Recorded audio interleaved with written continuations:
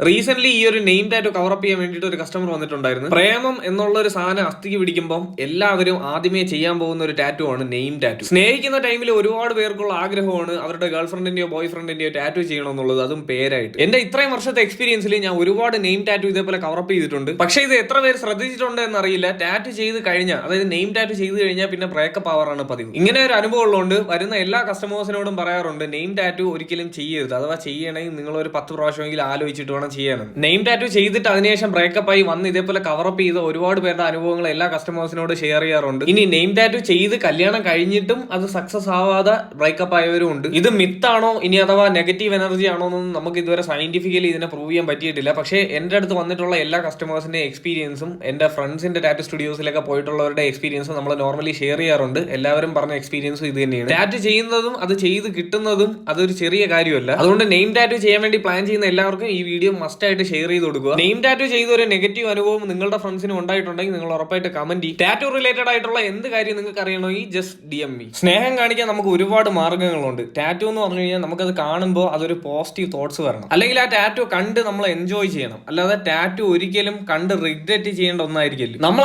ആഗ്രഹങ്ങൾ, passion, future, achievements അങ്ങനെയുള്ള കാര്യങ്ങളൊക്കെ നിങ്ങൾ ടാറ്റു ചെയ്യുമ്പോൾ അത് നിങ്ങൾ നോക്കുമ്പോൾ തന്നെ അതിലൊരു പോസിറ്റിവിറ്റി വരും. അപ്പോൾ ടാറ്റു ചെയ്യുമ്പോൾ choose wisely. Stay follow Mallu tattoo vlogs.